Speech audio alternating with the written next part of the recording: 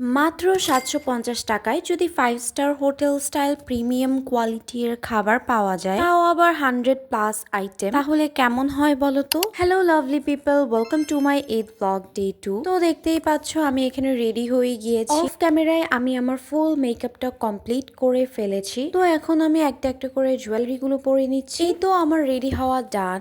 আর আমার আজকের এই লুকটা তোমাদের কাছে কেমন লেগেছে আমাকে অবশ্যই তোমরা কমেন্ট বক্সে কমেন্ট করে জানাবা। ঠিক 12টায় একটা সিএনজি নিয়ে আমরা চলে গেলাম ধানমন্ডির বাফেট লঞ্চে। এই রেস্টুরেন্টের ইন্টেরিয়রটা আমার কাছে বেশ ভালো লেগেছে অ্যান্ড অ্যাম্বিয়েন্সটাও ভালো ছিল। আর তাদের এখানে এত স্পেস যে তোমরা চাইলে এখানে যে কোনো ইভেন্ট করতে পারো, হোক সেটা বার্থডে কিংবা বিয়ে। এখানে কিন্তু তাদের একটা রেডি স্টেজও করা আছে। তোমরা চাইলে প্রত্যেকটা কর্নারে পিকচারও তুলতে পারবা। যেহেতু আমরা 750 টাকা দিব বুফে খাওয়ার জন্য, তো আমরা সময় পেয়ে গিয়েছিলাম 3 ঘন্টা। আর এই 3 ঘন্টায় আমাদের যা ইচ্ছা যত ইচ্ছা আনলিমিটেড খেতে পারবো। তো চলো দেখে আসি তাদের খাবার আইটেমে কি কি আছে। সবার প্রথমেই চোখে পড়ে গেল সালাদ আইটেম। এদিকে অনেক অনেক সালাদের ভ্যারিয়েশনস ছিল, ডেকোরেশনও ছিল একদম টপ নচ। ছিল salted vegetable, white pasta, fish ঝাল ফ্রাই, গার্লিক মাশরুম, এছাড়াও ছিল shahi pulao, steam rice, potato veggies, ছিল খাসির মাংসের তেহারি। তেহারিতে মাটনের পরিমাণটা এভারেজ ছিল, অত বেশি এক্সপেক্টও করছি না, বাট মোটামুটি। এরপর ছিল fried rice, fried chicken, chicken butter masala, chowmein, crab masala, আর ছিল নাগা পাস্তা। এখানের ডেজার্ট সেকশনে তোমরা অনেক আইটেম পেয়ে যাবে, যেমন নারিকেলের ফিরনি, পায়েস, কাস্টার্ড। এখানে vanilla cake, chocolate cake and red velvet কেকও ছিল। এগুলো ছাড়াও তোমরা এখানে আরো অনেক অপশনস পেয়ে যাবে। এখানে ড্রিঙ্কস আইটেমের মধ্যে পেয়ে যাবা মিনারেল ওয়াটার, মোজো আর ট্যাং। এখানে কিছু চটপটি আর ফুচকাও ছিল। ফুচকার সেকশনটা আবার একটু আলাদা। তো চলো এখন তোমাদের সাথে শেয়ার করব যে এতগুলো খাবারের মধ্যে আমরা কি কি আইটেম ট্রাই করলাম, আমাদের কাছে কোন কোন খাবার বেশি ভালো লেগেছে, আর বাফেট লঞ্চ আদৌ ওয়ার্থ ইট কিনা। যেহেতু আমরা লাঞ্চ করতে গিয়েছিলাম, তো আমাদের টাইমটাই ছিল 1টা থেকে 4টা পর্যন্ত। যাই হোক, অনেকক্ষণ সময় ধরে আমার হাজব্যান্ড আর আমার দেবর একসাথে এই খাবারগুলো নিয়ে আসে। সো ফার্স্টে আমি ফ্রাইড রাইস আর ফ্রাইড চিকেন দিয়ে স্টার্ট করেছি। অ্যান্ড ট্রাস্ট মি গাইস, এখানের ফ্রাইড রাইস আর ফ্রাইড চিকেনটা অনেক বেশি মজার ছিল। স্পেশালি তান্দুরি চিকেন, এটাও বেশ মজার ছিল। বাট হ্যাঁ, এটা একটু বেশি অয়েলি ছিল আর অনেক বেশি মশলা ছিল, এই কারণে আমরা একটা বেশি খাইনি। এটা বেশি খেলে অন্যান্য আইটেম খুব একটা বেশি ট্রাইও করতে পারতাম না। আমার কাছে না এখানের এই হোয়াইট পাস্তাটা মোটামুটি ভালোই লেগেছে। এর আগেও আমি অন্যান্য রেস্টুরেন্টে এই হোয়াইট পাস্তাটা ট্রাই করতাম, বাট আমার কাছে না খুব একটা ভালো লাগতো না। সচরাচর অন্যান্য জায়গায় হোয়াইট পাস্তাটা তেমন একটা জমেও না, বাট এখানে আমার কাছে বেশ ভালোই লেগেছে। এরপর আমার হাজবেন্ড আমার জন্য প্রন মশলা আর গ্রেভি ক্র্যাবটা এনেছিল। এগুলোর মধ্যে প্রথমেই আমি গ্রেভি ক্র্যাবটা ট্রাই করছি। যেহেতু ক্র্যাব আমার অনেক পছন্দের, তো এটা নিয়ে আলাদা করে আমি কিছু বলছি না, এটা বেশ মজার ছিল। এরপর ট্রাই করছি প্রন মশলা।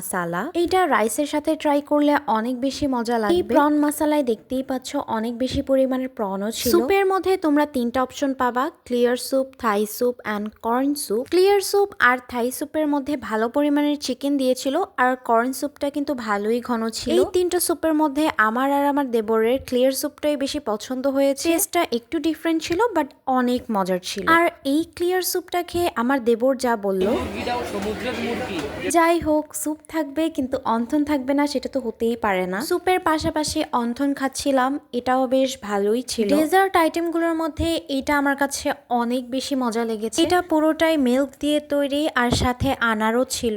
এই আইটেমটার এক্সাক্ট নামটা আমার ঠিক মনে নেই, তোমরা কেউ জানলে অবশ্যই একটু কমেন্ট করে জানাও। এরপর ট্রাই করছি আমার মোস্ট ফেভারিট রেড ভেলভেট। দেখতেও যেমন সুন্দর, খেতেও অনেক মজার ছিল। এটা ছিল ভ্যানিলা ফ্লেভারের। নর্মালি আমি ভ্যানিলা ফ্লেভারের কেক খুব একটা পছন্দ করি না, বাট এইটা ভালোই ছিল। আমি যে কয়টা কেক খেয়েছি তার কোনো হিসাবও নেই। বাই দ্য ওয়ে, আমি কিন্তু ট্যাংও ট্রাই করেছিলাম এখানে এসে। আমি খুব একটা চিনি পছন্দও করি না, এটার মধ্যে একটু চিনি কম ছিল, আমার জন্য একদম পারফেক্ট। এরপর এখানে আমি ট্রাই করেছিলাম রূপচাঁদা ফ্রাই আর ডোরি ফিশ ফ্রাই। দেখতেই পাচ্ছ এই ডোরি ফিশটা কিন্তু খুব বেশি জুসি ছিল, বাট রূপচাঁদা ফ্রাইটা খুব বেশি ড্রাই ছিল, আমার কাছে ওইটা এরকম ভালো লাগেনি। দেন আমি আবার ডেজার্ট আইটেমের মধ্যে এই চকলেট কেকটা ট্রাই করেছি। এই কেকটাও অনেক ভালো ছিল। এখানে একটু কাস্টার্ডও ছিল, ভাবলাম একটু ট্রাই করি, বাট দেখলাম যে কাস্টার্ডটা একটু শক্ত ছিল। এই কাস্টার্ডের মধ্যে আনার অ্যান্ড অ্যাপেল ছিল, বাট টেস্টটা ওইরকম আহামরিও ছিল না, নর্মালি ছিল, বাট একটু শক্ত ছিল। এই পুডিংগুলোও কিন্তু অনেক ইয়াম্মি ছিল। এটা ছিল নারিকেলের ফিন্নি, এখানে নারিকেলের পরিমাণটা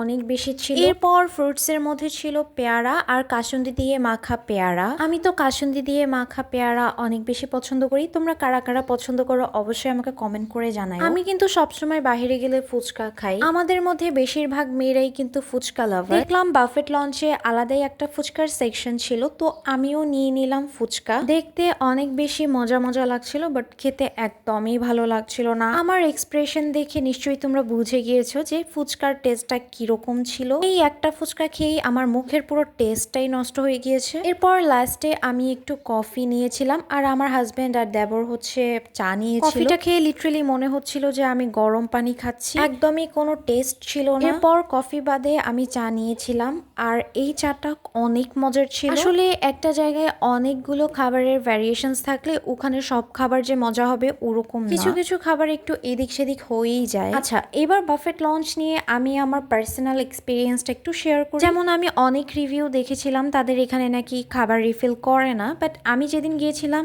সেদিন মোটামুটি বেশ ভালোই রিফিল করতে দেখেছি। খাবারের টেস্টও তাদের এভারেজ ছিল, কিছু কিছু খাবার অনেক বেশি মজার ছিল, আবার কিছু কিছু খাবার খারাপও ছিল। আমি ভিডিওতে যে কয়টা আইটেম দেখিয়েছে তার থেকেও কিন্তু আরো বেশি আইটেম ছিল তাদের, বাট আমি এত এত আইটেম রেকর্ড করতে পারিনি কজ ওই দিন অনেক ভিড় ছিল আর মানুষ বারবার সামনে চলে আসছিল। এনিওয়েজ, ধানমন্ডির মধ্যে ধরতে গেলে বাফেট লঞ্চ আমার কাছে ওয়ার্থিটই মনে হয়েছে। বাফেট লঞ্চে খাওয়া দাওয়া করার পর আমরা ডিরেক্ট চলে গেলাম ধানমন্ডি লেকে। লেকের পাশে একটু ঘোরাঘুরিও করেছিলাম। That's all for today. Thanks for watching. Allah Hafiz, bye bye.